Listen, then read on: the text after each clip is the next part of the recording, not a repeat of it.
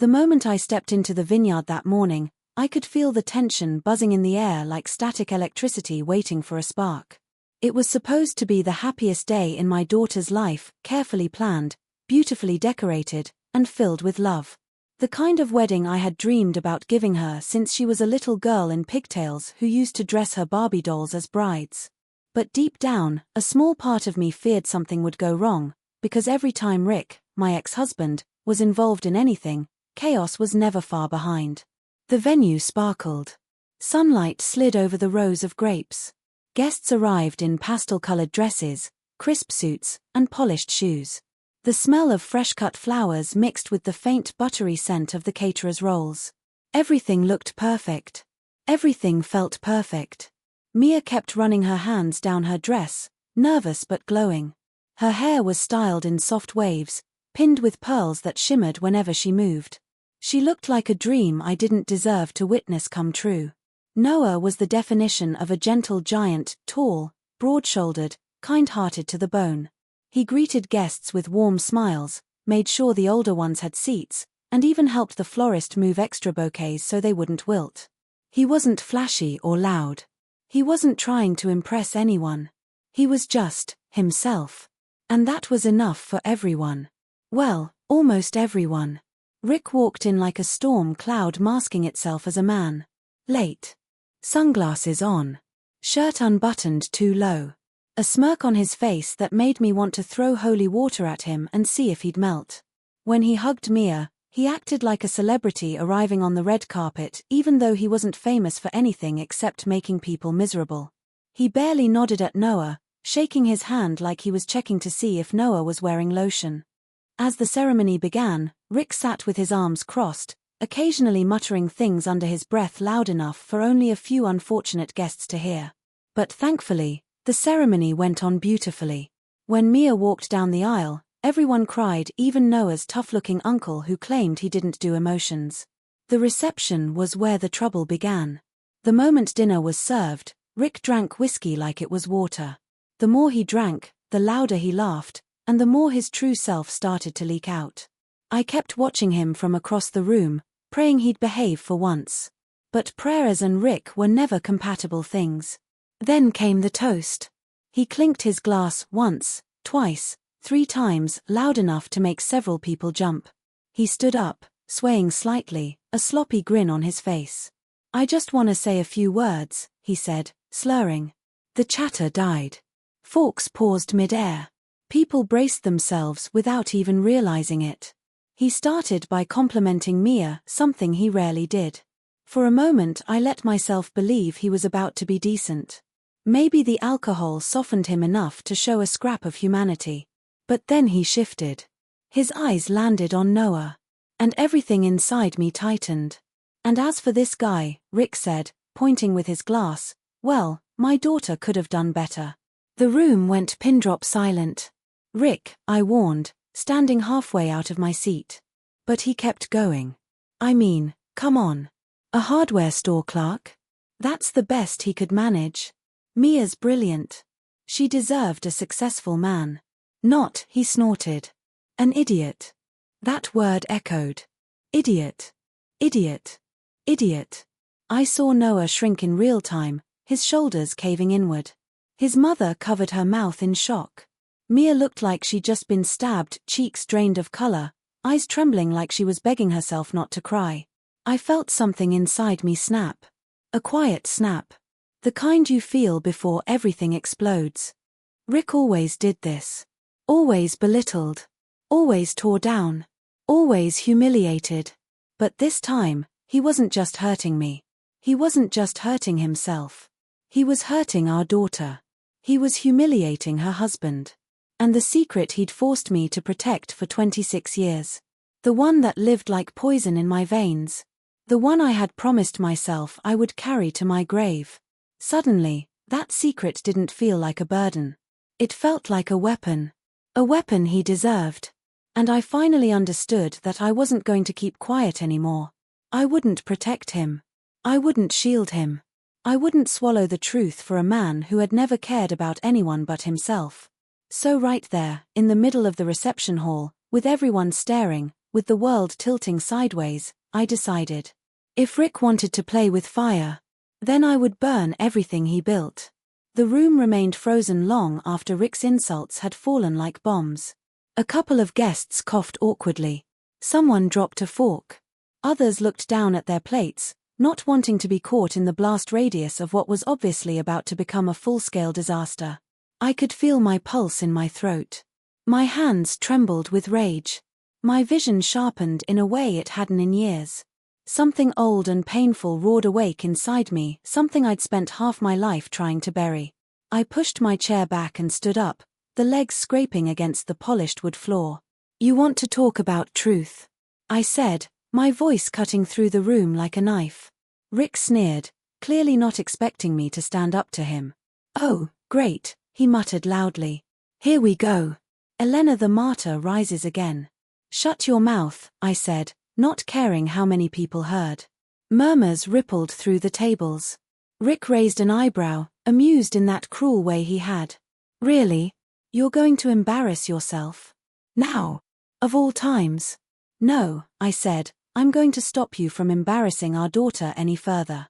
Mia stood from her seat, her face streaked with redness and humiliation. "Mom, please." "No," I said softly, "I should have done this years ago." Rick rolled his eyes dramatically. "Here she goes, folks, she's about to rewrite history." I turned to him fully. "Rick, sit down." "And you?" he snapped, pointing at me with the same finger he pointed at Noah earlier. "Don't tell me what to do." "Not anymore. You never listened when I was allowed to tell you what to do," I said sharply. "So maybe try something new." A few guests suppressed nervous laughs. Others looked horrified. "Everyone here deserves to know something," I said louder, projecting my voice across the room. "Something that would explain why Rick is the last person in this room who should be judging anyone." Rick's face changed. He stiffened. The whiskey glass lowered. "Elena," he said through clenched teeth. "Don't." Mia looked between us, confused and frightened. "Mom. Dad, what's going on?" I swallowed. My heart pounded. The truth clawed at my throat, ready to escape. "Your father," I began, "has been hiding a secret for 26 years. Rick slammed his glass on the table. "Stop." The glass shattered, pieces scattering across the tablecloth. Several guests screamed, some jumped out of their seats. A server hurried over, eyes wide. Rick's hands shook. His chest heaved. And for the first time in his life, he wasn't angry. He was terrified. Absolutely terrified. "Don't," he whispered. "Please." "Not here." I stared at him, shocked. Rick begging. Rick pleading. Rick looking like he might fall apart. The room felt like it was shrinking. Heat rose in my chest. Mia clutched her stomach like she was going to be sick. "Mom," she whispered, "what is he talking about?" Rick tried to breathe. He wiped his face. He looked more fragile than I'd ever seen him.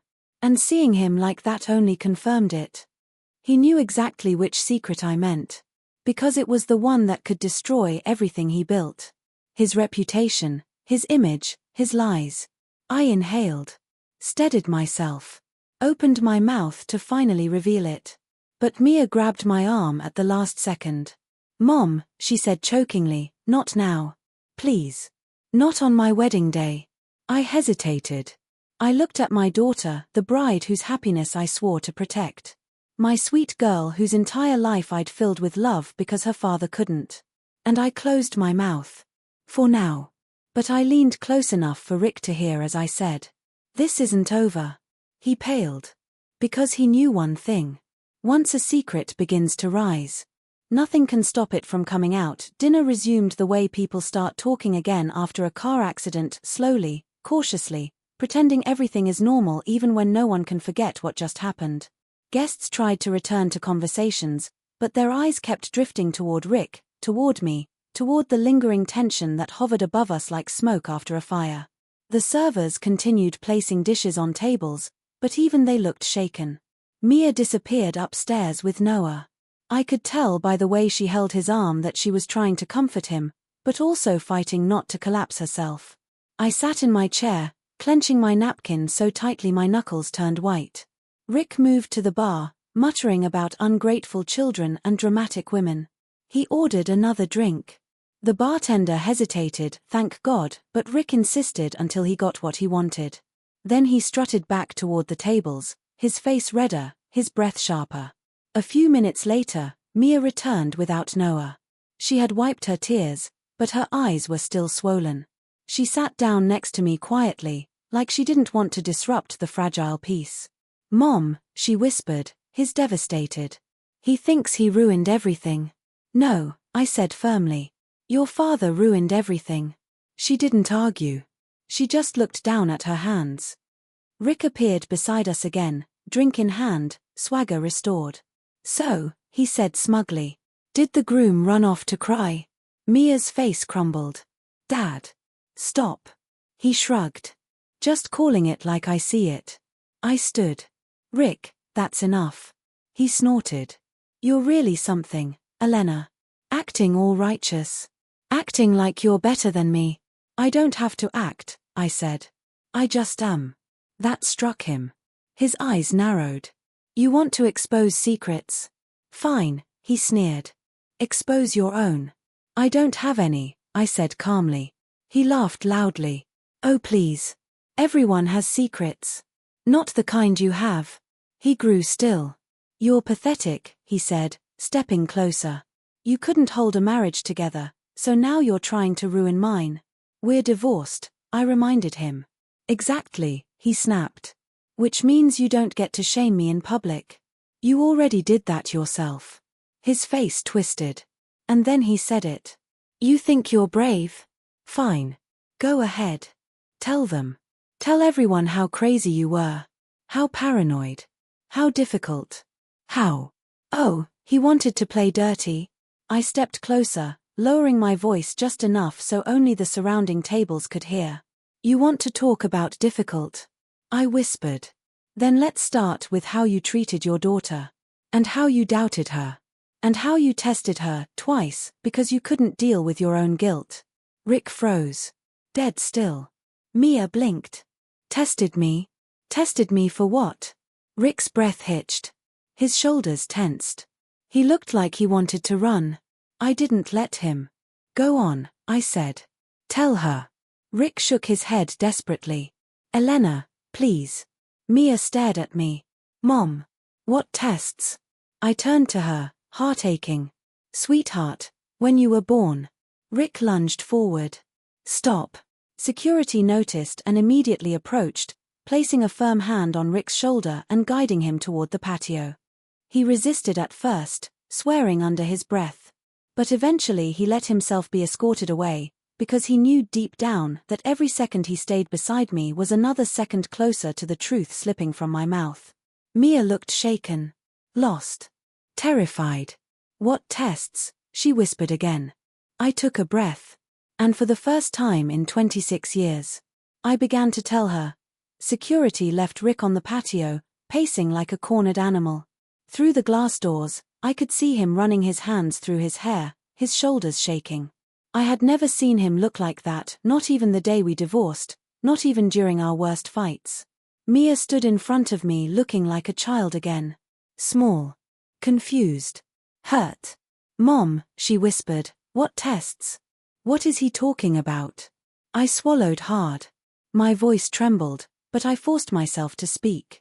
"When you were born," I began, "your father and I weren't doing well. He was cruel, controlling, suspicious of everything.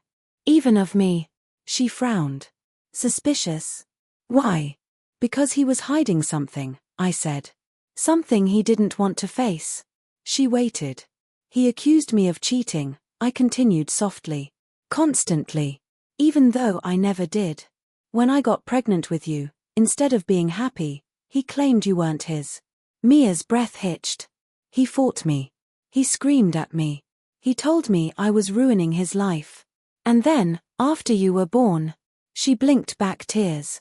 "What happened?" "He ordered a paternity test." She stiffened as if I had slapped her. "He what?" she choked. "He didn't ask. He didn't tell me. He just did it." I remembered the cold hospital room, the nurse's worried expression, The way Rick had crossed his arms and refused to look at our newborn daughter. When the results came in, I said, "They showed you were his biological child." 100%. No doubt. Then why? Mia whispered. Why would he think? Because he didn't trust anyone, I said. Not even himself. She covered her face, tears spilling through her fingers. And when you turned 5, I continued, my voice breaking, he did another one. Mia staggered backward. Please tell me you're lying. I wish I were, I said. I didn't know about it until the bill arrived. He said he had to be sure. Again. As if science lied the first time. Mia sobbed. Her body shook, her shoulders tightening, her knees buckling until I caught her and held her tightly, the way I used to when she was little and woke from nightmares. It wasn't your fault, I whispered into her hair. You did nothing wrong. Your father was battling things you couldn't see. Why didn't you tell me? She cried. Because I didn't want you to feel unloved, I said. I didn't want you to grow up thinking you were unwanted. She trembled against me. It gets worse, doesn't it? She whispered. My silence answered her. What else is there? She asked, wiping her face. I steadied her shoulders. Your father, I said quietly, told himself he doubted your paternity because he couldn't face something about himself. She stared at me, terrified.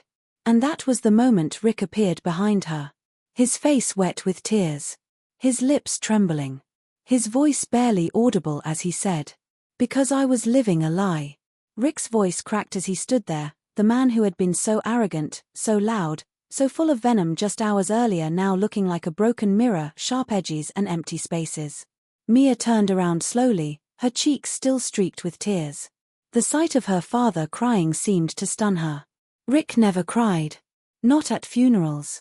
Not at graduations. Not at the birth of his daughter. So seeing him like this made the entire room shift. Dad, she whispered, what is Mom talking about? Rick swallowed hard. Mia, please. Not here. No, she said firmly, surprising even me. Right here. Right now. You humiliated Noah in front of everyone. You made me cry on my wedding day.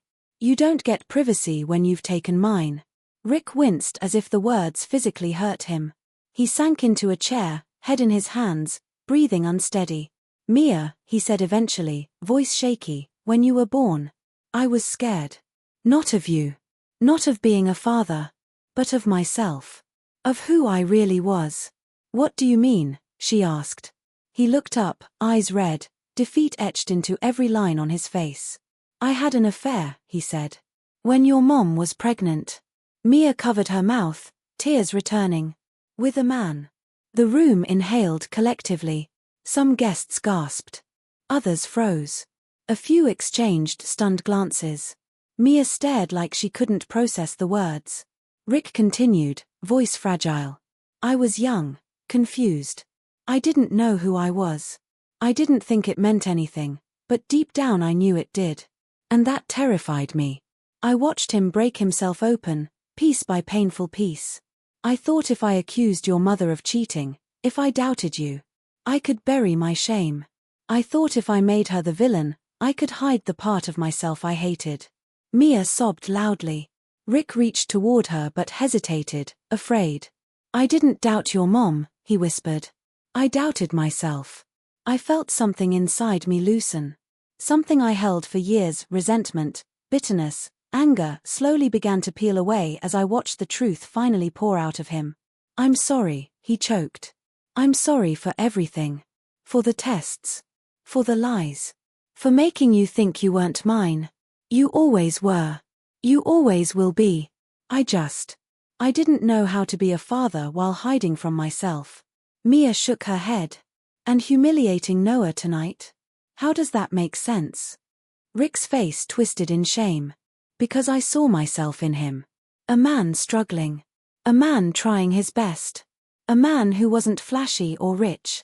And instead of learning from him, I attacked him. Because I couldn't stand the idea that you chose someone better than me. He broke then, fully. Sobbing, trembling, apologizing over and over as if the words could glue back together decades of damage. But forgiveness doesn't work like that. It never does. The room was silent when Noah walked in again. Not the quiet of awkwardness, but the quiet of gravity, of importance, of a moment everyone knew would define the rest of the evening. He approached slowly, his face calm but firm, eyes red from crying but posture straight and steady. When he reached Mia, he wrapped his arms around her instantly.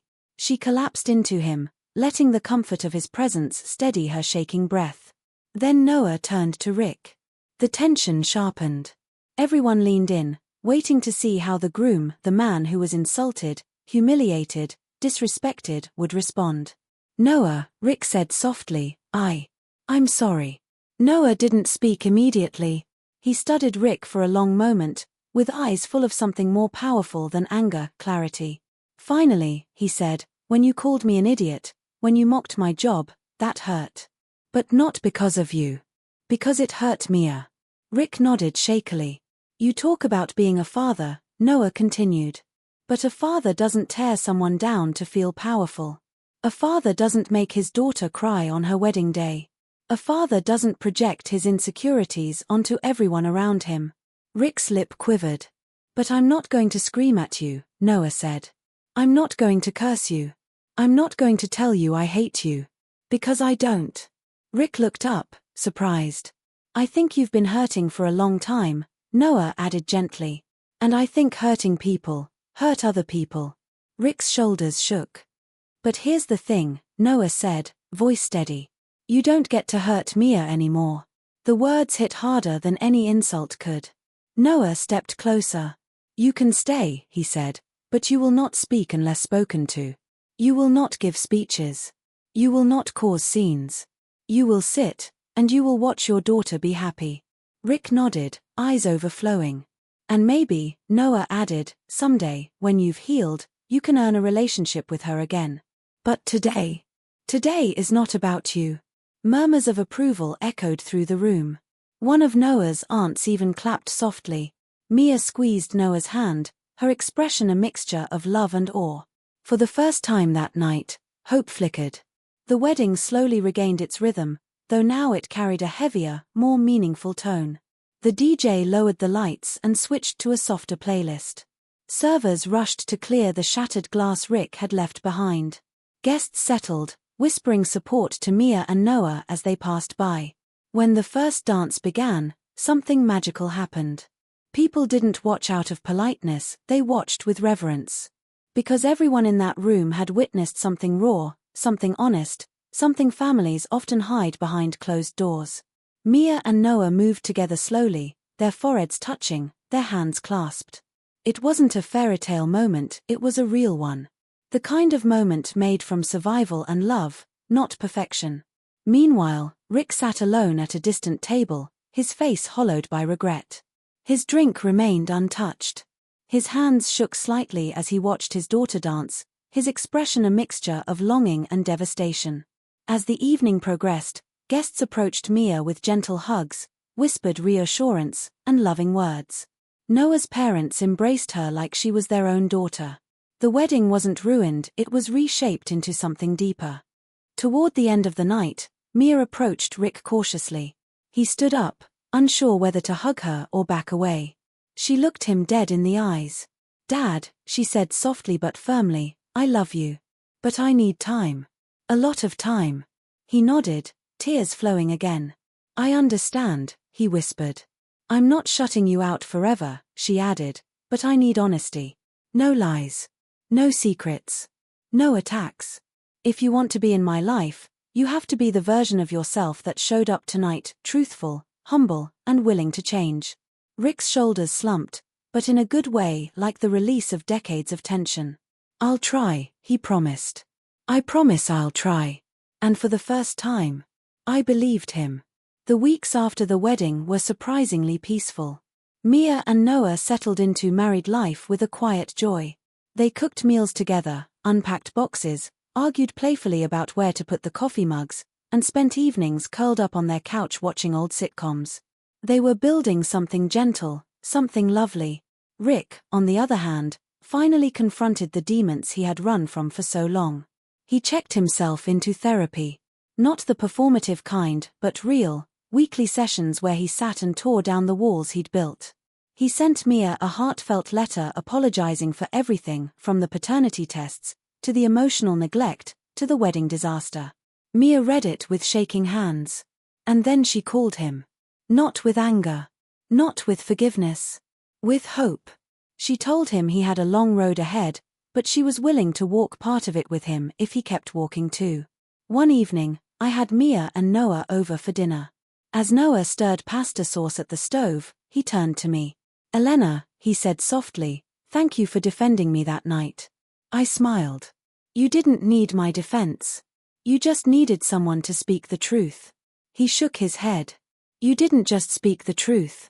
You changed everything. I looked at him, really looked at him. At the man my daughter chose. At the man who chose her back in every possible way. You're good for her, I said, tears forming.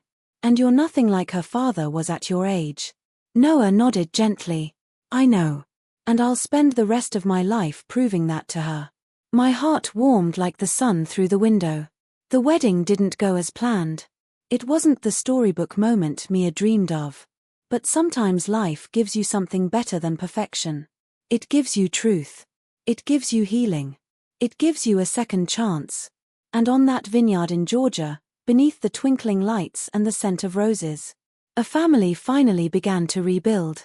Subscribe for more videos.